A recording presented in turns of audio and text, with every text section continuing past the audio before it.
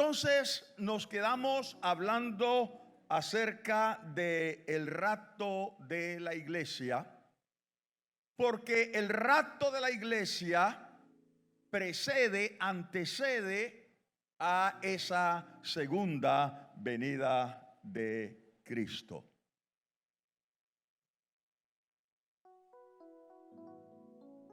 La Escritura enseña, hablando del rapto, que Jesús va a venir y va a venir en las nubes, en el rapto.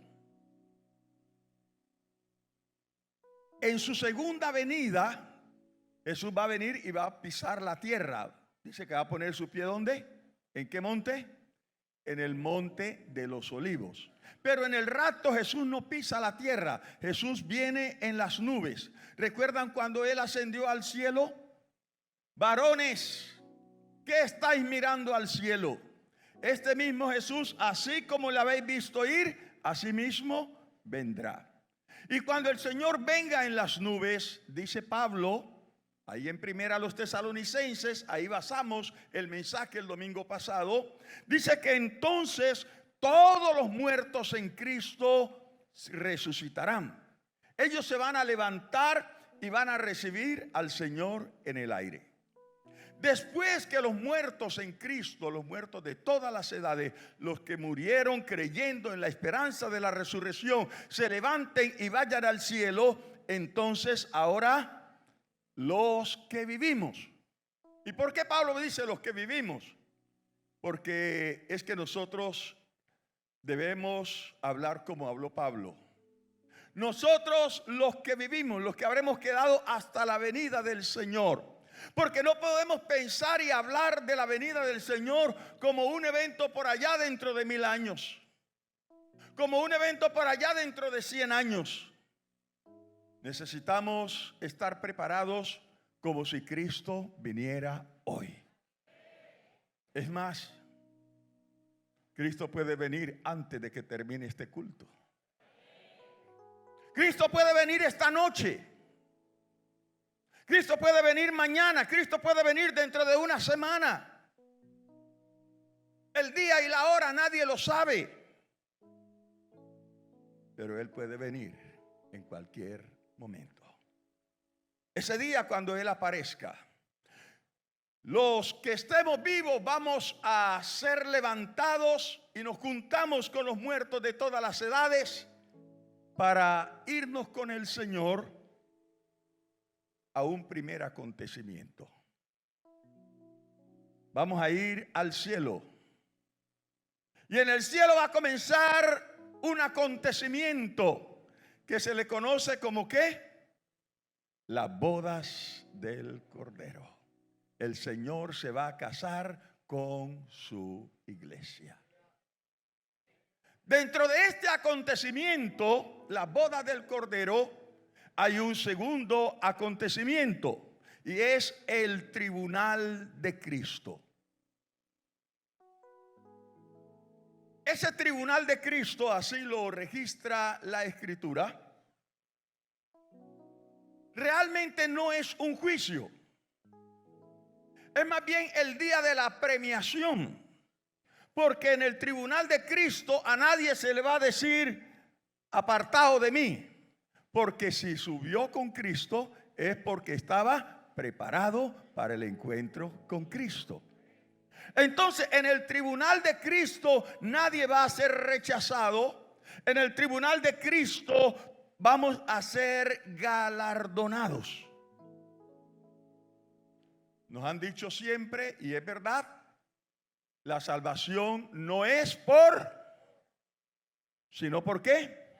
Por la fe en Jesús. Pero en el tribunal de Cristo sí cuentan las obras. Escúcheme bien, porque la iglesia cristiana, como bien es cierto que sabemos que la salvación no es por obra, hemos dejado de lado las obras que la haga la iglesia católica. Pero ¿sabe que las obras sí tienen su lugar? ¿Sabe que las obras sí son importantes? ¿Sabe que las obras sí van a tener recompensa? Y en el tribunal de Cristo vamos a ser recompensados, galardonados de acuerdo a nuestras obras. ¿Qué hiciste? No, yo solo fe. Bueno, la fe te sirve para llegar al cielo. Pero las obras es lo que se va a premiar, lo que se va a hacer en el tribunal de Cristo. Todo este acontecimiento tiene una duración de 7 años. Y mientras está ocurriendo eso allí en el cielo, estamos en las bodas del Cordero, aquí en la tierra comienza un periodo de 3 años y medio de tribulación y 3 años y medio de gran tribulación. Veíamos en la canción de nuestro hermano Marino, esta canción tiene muchos años. En el año 80 estuvimos con el hermano Marino haciendo una cruzada aquí en 20 de julio y fue impresionante. Y todavía uno escucha esa canción y todavía le siente la unción. Yo no sé si a usted le pasa eso, pero yo escuchaba esa canción ahí. ¿Cuánto tiempo hace ya? En el 80, estamos en el 40 años. Y todavía se le siente la unción a la canción. La cantaba con el corazón. Yo recuerdo que muchos de los vecinos por ahí estaban haciendo una rifa. Y hasta vinieron a proponerme que comprara la rifa. ¿Y eso para qué? No, es para darle plata para que traiga otra vez a Marino. Y yo le dije, no, así no es.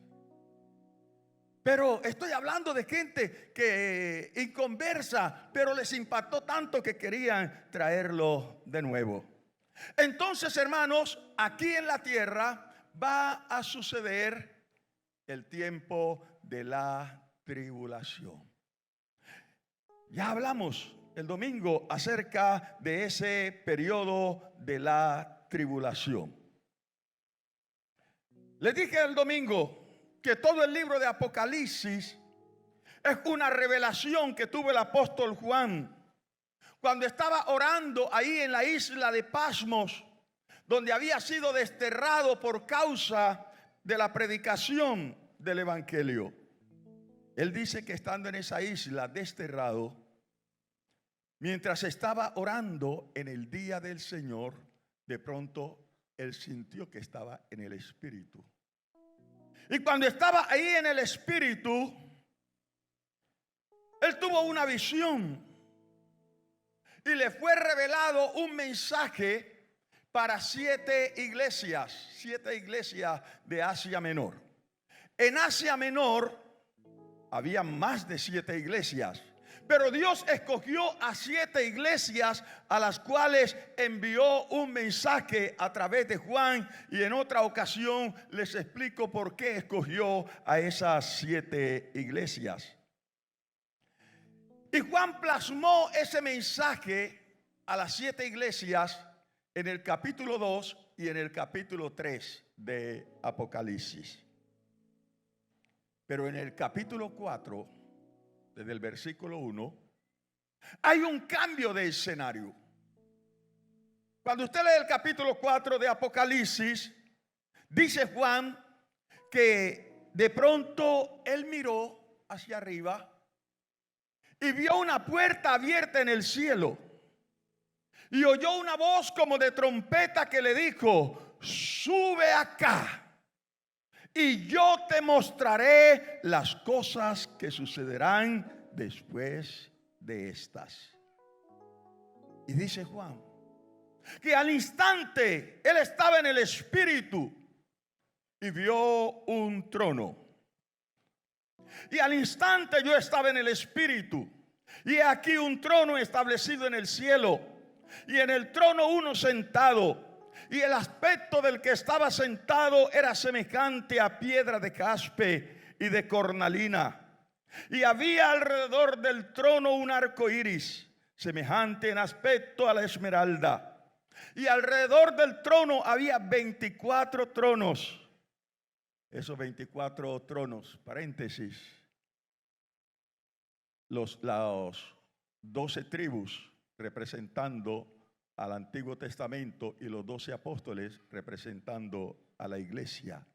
Y vi sentados en los tronos a 24 ancianos vestidos de ropas blancas con coronas de oro en sus cabezas. Y del trono salían relámpagos y truenos y voces. Y delante del trono ardían 7 lámparas de fuego, las cuales son los 7 espíritus de Dios. En el capítulo 5, Juan ve al Dios Todopoderoso en su trono, estaba sentado, y en su mano derecha tenía un libro escrito. Estaba escrito por dentro y por fuera. Y vi, ese libro tenía 7 sellos. Y vi en la mano derecha del que estaba sentado en el trono un libro escrito ¿cómo? Por dentro y por fuera, sellado con 7 sellos. Y vi a un ángel fuerte que pregonaba a gran voz: ¿quién es digno de abrir el libro y desatar sus sellos? Y ninguno, ni en el cielo, ni en la tierra, ni debajo de la tierra, podía abrir el libro, ni aún mirarlo. Y lloraba yo mucho, dice Juan, porque no se había hallado a ninguno digno de abrir el libro, ni de leerlo, ni de mirarlo.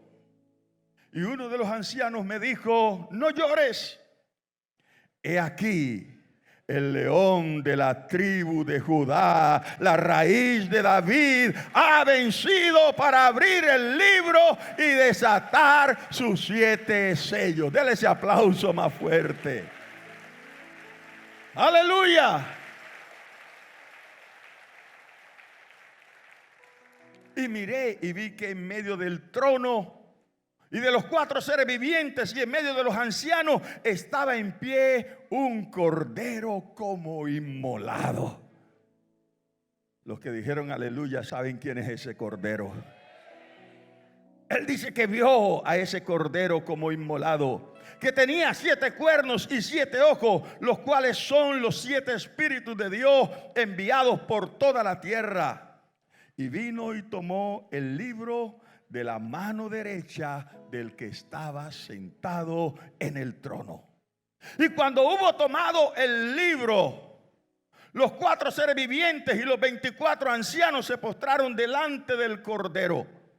Todos tenían arpas y copas de oro llenas de incienso, que son las oraciones de los santos, y cantaban un nuevo cántico diciendo: digno eres de tomar el libro, de abrir su sello, porque tú fuiste inmolado y con tu sangre nos has redimido para Dios de todo linaje y lengua y pueblo y nación.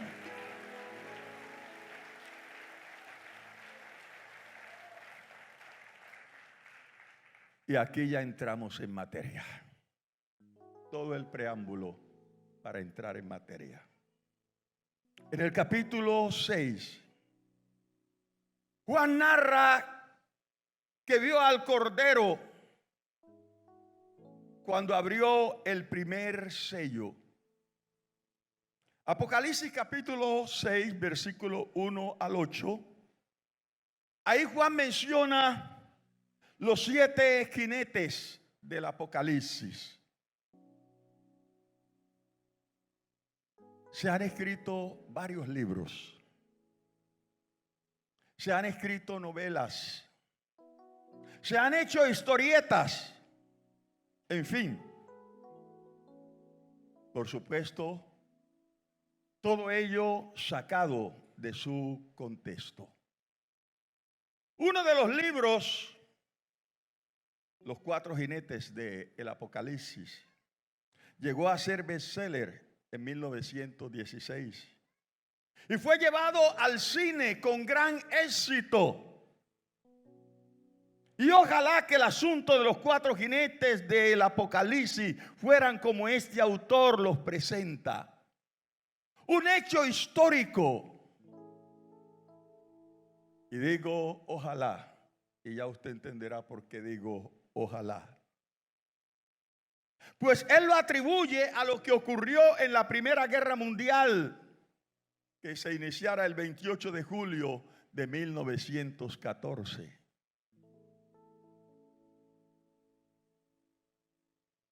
Y tiene algo de lógica. Y él atribuye a esos 4 jinetes, ¿cómo dice el texto para que se ubique? Leamos primero para que usted tenga la información bíblica. Vi cuando el Cordero abrió uno de los sellos y oí a uno de los 4 seres vivientes decir con voz de trueno: ven y mira.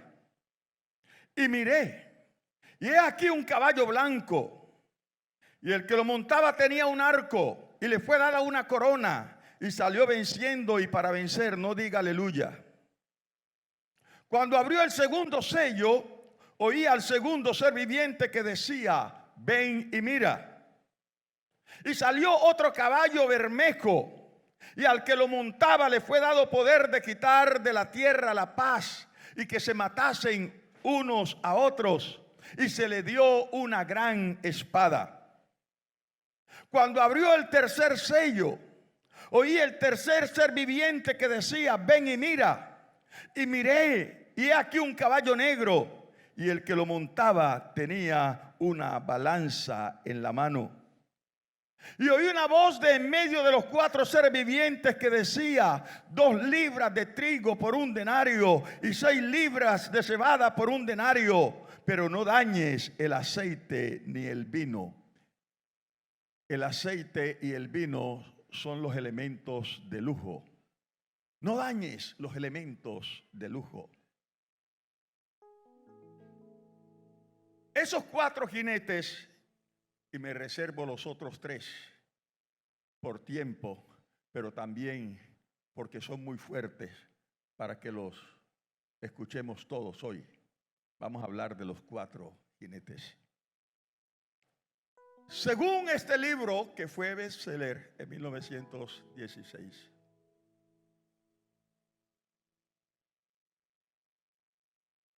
esos 4 caballos del Apocalipsis, o esos 4 jinetes mejor, representa el hambre, primero la guerra que hubo en la Primera Guerra Mundial, y el siguiente caballo, ¿qué color era? Bermejo. ¿Qué color es el bermejo? El rojo, color de la sangre. Y luego habló de otro, ¿qué color era? Negro. Y luego habló de otro, amarillo. Muy bien, vamos a hablar después en detalle de estos 4 caballos. Pero según este hombre y todos los que han presentado libros e historietas sobre los 4 jinetes del Apocalipsis, lo relacionan con la guerra, el hambre, la peste y la muerte. Y en algo tienen razón. El asunto es, y por eso dije ojalá que tuvieran razón, que lo que pasó en la Primera Guerra Mundial no son ni pañitos de agua tibia con lo que va a suceder en el tiempo de la gran tribulación. Y cuando digo ojalá, es porque pienso en aquellos niños indefensos que tendrán que vivir los horrores de la tribulación.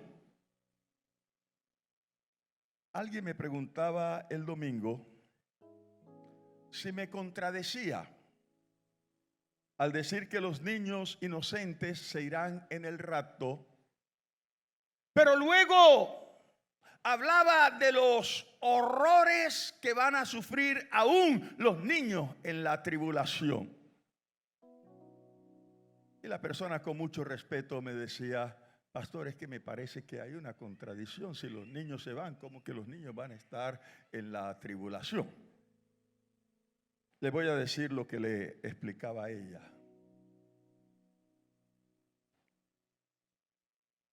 Cuando el rapto suceda, nosotros que somos levantados vamos a ser transformados. Vamos a tener un cuerpo glorificado.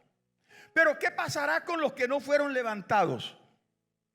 ¿Su cuerpo cambia? ¿Siguen siendo normales? Si están con su cónyuge, tienen relaciones sexuales, ¿será que van a tener hijos? Van a seguir naciendo los niños común y corriente.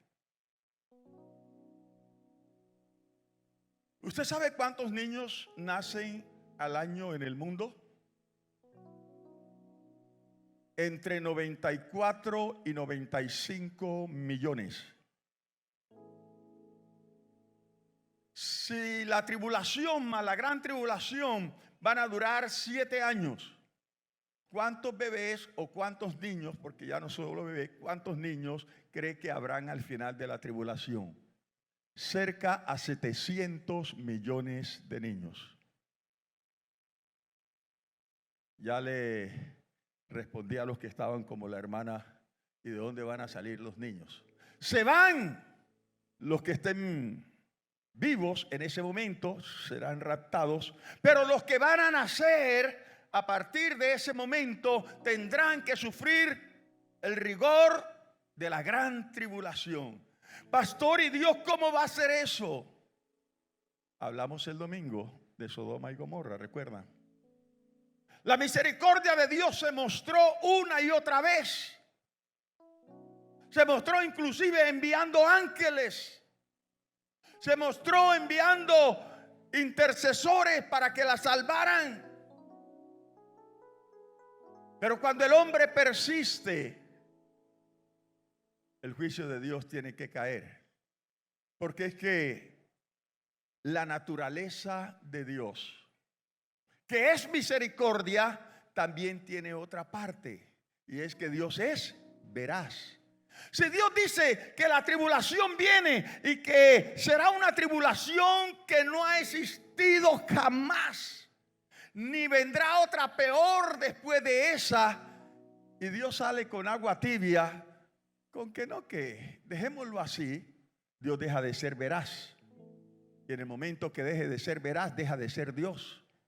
Por eso es que Él dice, ni una jota, ni una tilde de lo que yo he dicho dejará de cumplirse. Porque si se deja de cumplir, Dios deja de ser Dios. Para que Dios sea Dios, tiene que cumplir su palabra conforme lo ha prometido.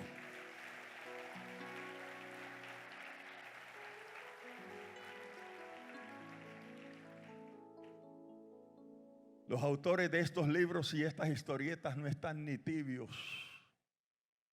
Si creen que pueden enmarcar la descripción de la gran tribulación en la catástrofe de la Primera Guerra Mundial, no están ni tibios. Sí, es cierto que después de toda guerra hay hambre. Sí, es cierto que después de toda guerra vienen peste. Sí, es cierto que después de toda guerra siguen muriendo. Se cree que más mueren las personas después de la guerra que en el tiempo de guerra, producto del hambre, de las pestes y muchas otras cosas. Por eso dijo, ojalá tuvieran razón, para que esos niños inocentes no sufrieran, para que esos ancianos, para que algunos familiares nuestros no sufrieran el horror. Porque es que la descripción que hace la Biblia es terrible. Sería una gran irresponsabilidad de mi parte dejarlos con una hipótesis que se cae por su propio peso. No, lo que está hablando es de los rigores de la guerra y esto y esto y esto y esto. Una y mil veces no. La descripción que se hace es fuerte, pero es real.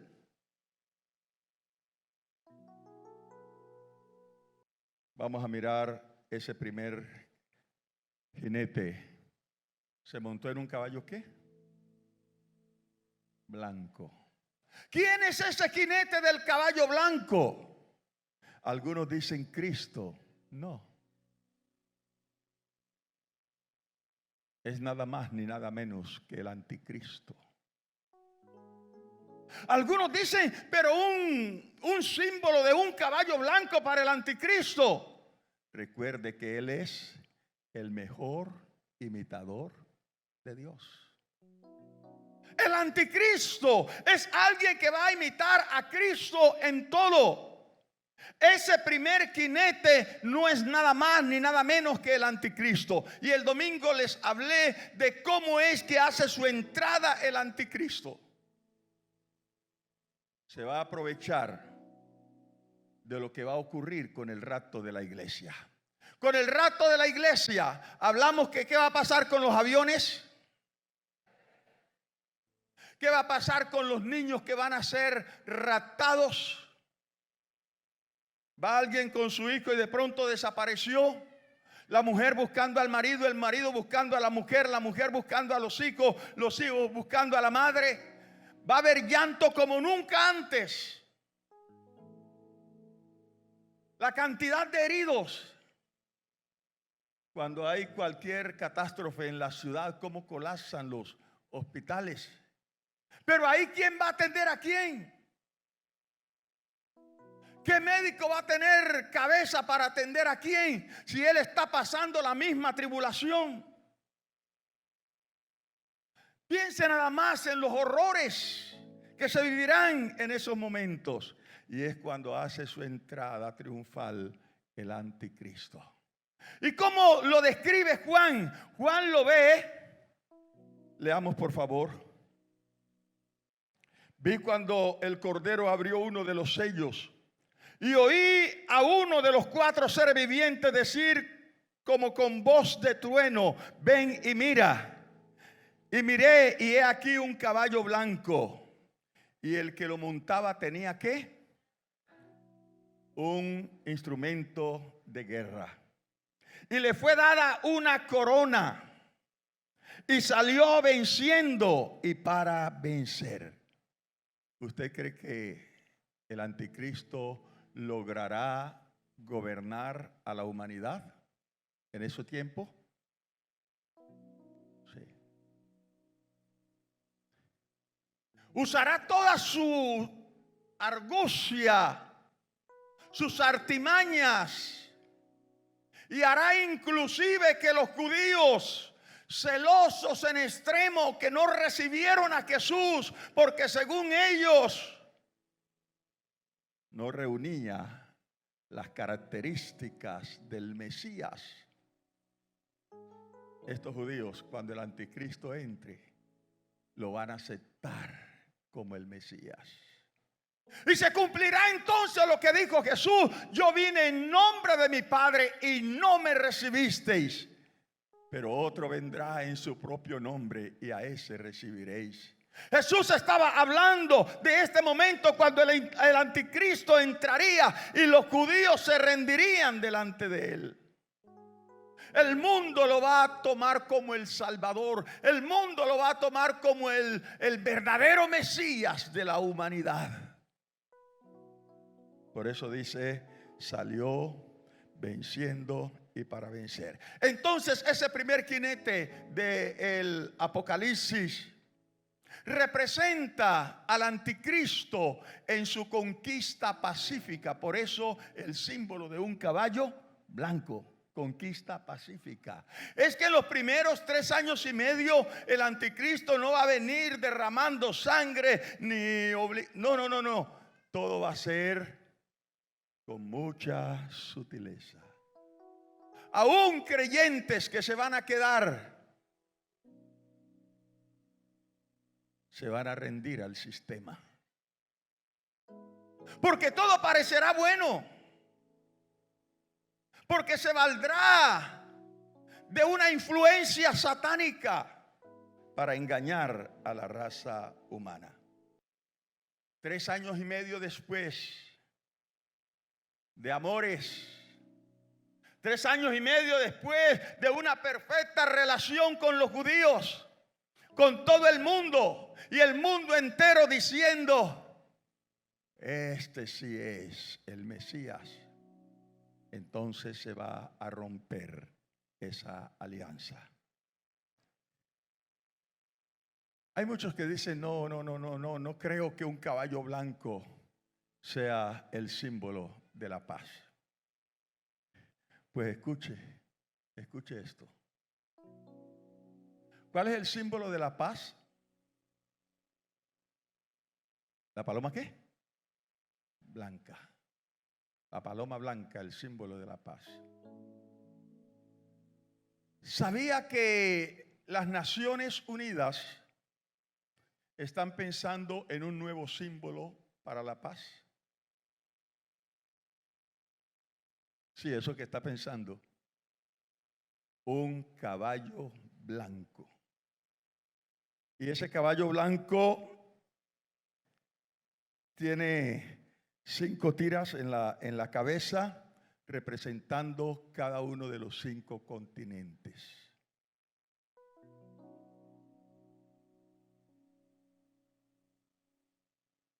Un caballo blanco, el símbolo de la paz. La historia, lo que está aconteciendo, está corroborando lo que dice la palabra del Señor. Lo que necesitamos es tener nuestros ojos abiertos, nuestros sentidos despiertos para ver cómo todo se va cumpliendo. El caballo, la fuerza para unir en paz a los 5 continentes. Se oye bonito. Entonces, en esos primeros 3 años y medio, el anticristo vendrá a tener un reinado de paz. Y de verdad el mundo encontrará paz en esos 3 años y medio. Pero a los 3 años y medio, el anticristo se quita la máscara y se va a presentar como lo que realmente es. Y es en ese momento cuando los judíos se llevarán la mano a la cabeza. ¿Qué hemos hecho? Porque el anticristo ahora va a exigir adoración. Bueno, ya se acabó el asunto de la luna de miel. Todos a rendir mi adoración. Y los judíos dicen no. Y comienza entonces el proceso de persecución a los judíos. Otra vez los benditos problemáticos judíos. Todos los ejércitos del mundo estarán bajo el control de un solo hombre. Eso es lo que va a generar, entre comillas, la paz. Pero detrás de eso, lo que el anticristo y Satanás quieren es tener el poder para obligar al mundo entero a postrarse delante de él. Pero a los 3 años y medio, cuando se quita la máscara y pide adoración, los primeros que se rebelan son los judíos. Y comienza una persecución terrible sobre ellos. Cuando abrió el segundo sello, oí al segundo ser viviente que decía: ven y mira.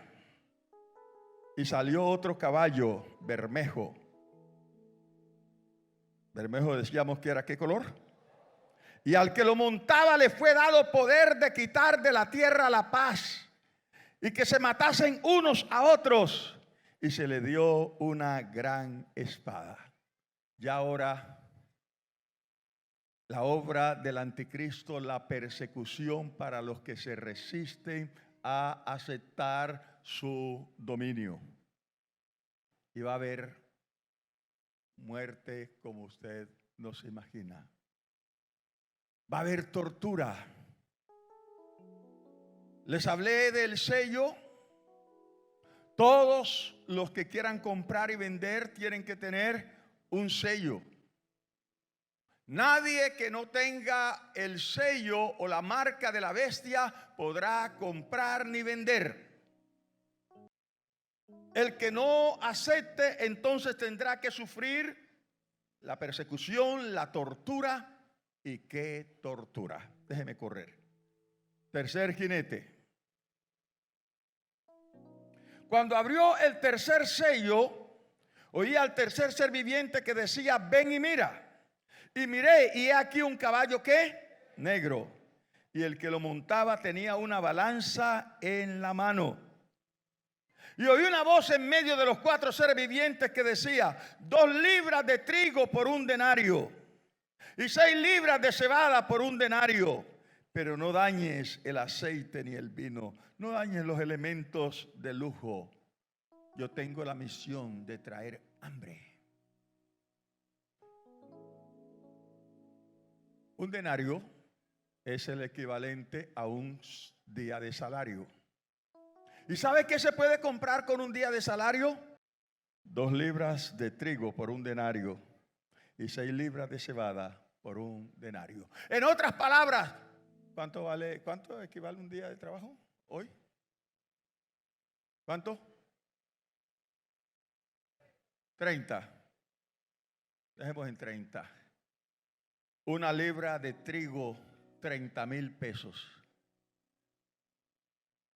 ¿Y lo demás? Esto es un simbolismo de la hambruna que va a traer el anticristo, especialmente a los que se rebelan a adorarlo. Nadie podrá comprar ni vender. Cuando abrió el cuarto sello, oí la voz del cuarto ser viviente que decía: ven y mira. Y miré, y he aquí un caballo amarillo. La palabra para amarillo en el griego es un color pálido, como el color de los muertos. Usted sabe que cuando los muertos ya llevan varios días, cogen un color así como un amarillo feo, un amarillo verdoso. La palabra que se usa literalmente en el griego es esa, algo que describe, solo que para nosotros el color más parecido a lo que describe el griego es el amarillo.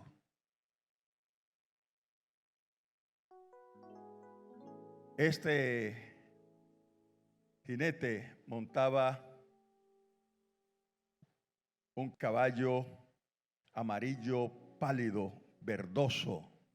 Y el que lo montaba tenía por nombre Muerte. ¿Y el Hades qué? Le seguía.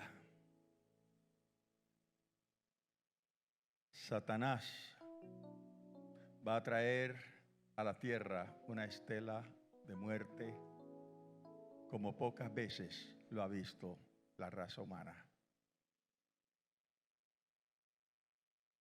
Y dice la Escritura que el Hades lo seguía.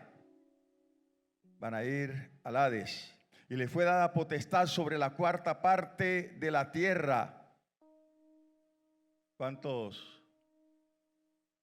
habitantes tiene el mundo ahorita? 7,000 millones. ¿Cuántos cristianos se levantarán en el rapto? Use su imaginación. 1,000. No estamos contando a los muertos. Los muertos, no, los vivos. ¿Cuántos? 1,000. ¿Más? 2,000. Lo que sea. Pero digamos, matemáticos, de 4,000 millones, yo quisiera creer que 3,000 millones nos vamos a levantar en el rapto. Pero si quedaran 4,000 millones, se le dio potestad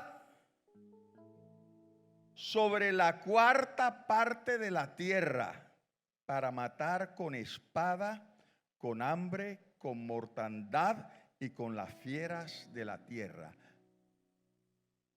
Estaríamos hablando de 1,000 millones de muertos. ¿Usted se imagina la Edentina? ¿Quién entierra 1,000 millones de muertos?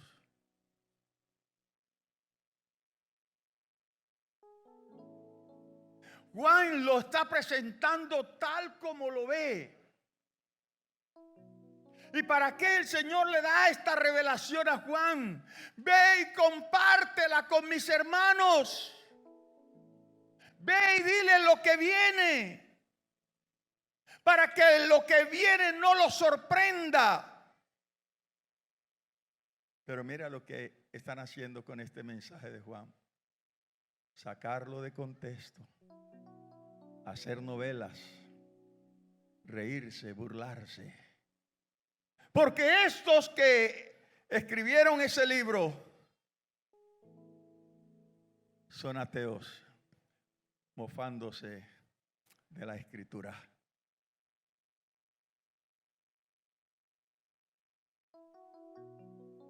Pero el día del juicio vendrá. El día del juicio vendrá. ¿No sucedió así en los días de Noé? Se burlaron. Loco. ¿A quién se le ocurre? Pero después, por favor, ábrenos. Y la Biblia enseña que cuando Dios abre, nadie cierra. Pero cuando Dios cierra, nadie abre. Pastor, pero Dios no tiene misericordia de los niños. ¿Cuántos niños cree que murieron en el diluvio? No es que Dios no sea compasivo, no es que Dios no sea misericordioso. El que estamos hablando de este tema esta noche es gracias a la misericordia de Dios. El que tú hayas venido esta noche es gracias a la misericordia de Dios. Porque Dios no quiere la muerte del que muere, sino que todos procedamos al arrepentimiento. Cuando Sodoma y Gomorra, ¿cuántos niños murieron calcinados en Sodoma y Gomorra? Pero ¿y dónde está la misericordia de Dios? En que hasta ángeles les mandó. Ya que no escuchan a Lot, pues vamos a mandarle ángeles, porque yo no quiero ver ese horror de esos niños. Yo no quiero ver el horror de esos que no saben diferenciar entre la mano izquierda y la mano derecha. Pero no aceptaron. Entonces Dios tiene que cumplir la otra parte de su naturaleza.